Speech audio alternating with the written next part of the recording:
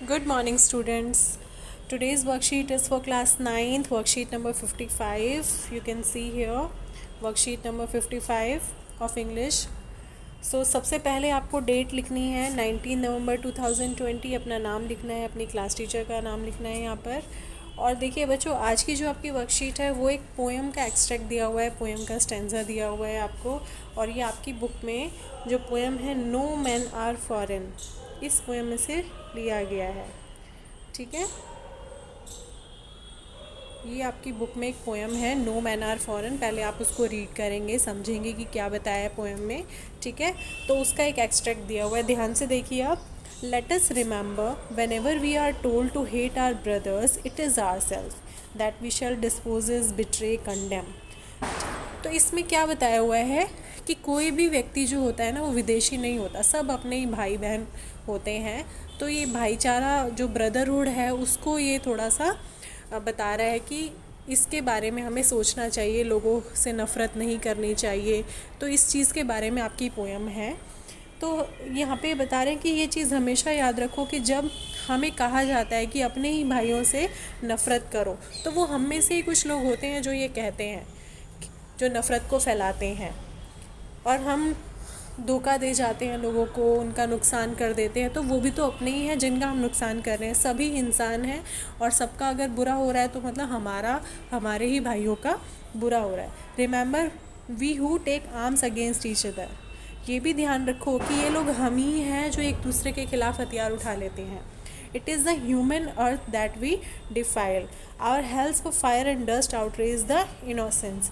ये जो हमारी नफ़रत है और हम जो घृणा करते हैं एक दूसरे से, वो किस लिए होती है कि हम अपनी इनोसेंस को भूल जाते हैं, जो हमारी अच्छाई है उन सब चीज़ों को हम भूल जाते हैं और हम एक नरक वाली ज़िंदगी लोगों के लिए बना देते हैं. ठीक है, जिसमें हम लोगों से बदला लेना, रिवेंज, ये सब चीज़ें हमारे मन में आ जाती हैं. और fear that is everywhere our own. Remember, no men are foreign and no country is strange.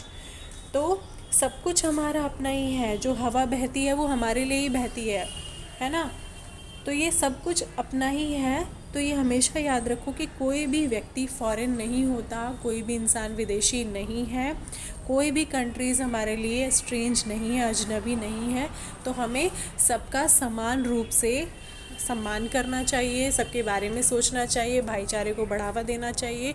ये चीज़ आपको इस पोएम में समझाई गई है. तो बच्चों नीचे देखिए, अब कुछ क्वेश्चंस हैं.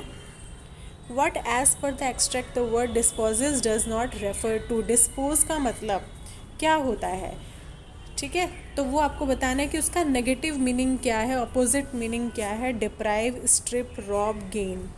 ठीक है, तो जो डिस्पोज का मतलब होता है नष्ट कर देना, ख़राब कर देना, है ना.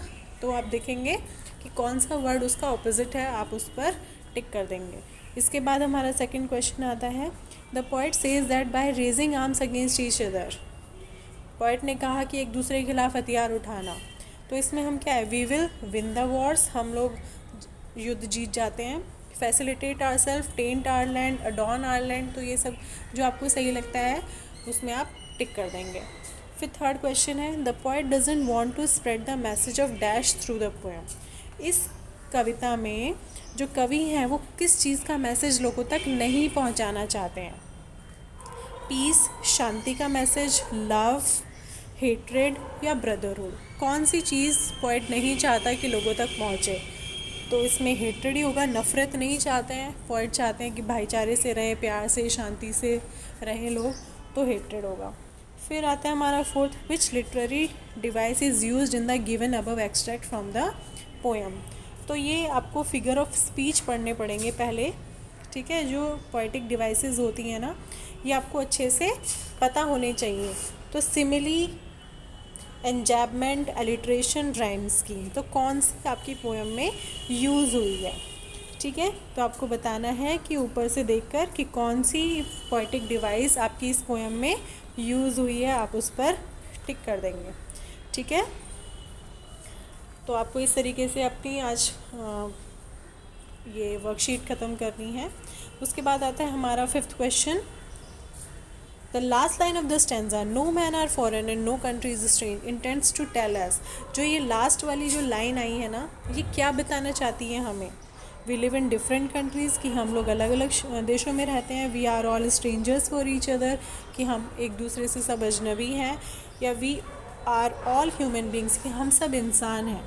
या we should not trust anyone, कि हमें किसी पर भरोसा नहीं करना चाहिए। तो कौन सी चीज़ के बारे में वो आपको बता रही है, आप यहाँ पर उसको टिक कर देंगे। ठीक है बच्चों, अपनी वर्कशीट करके आपको अपने ग्रुप पर सबमिट करनी है।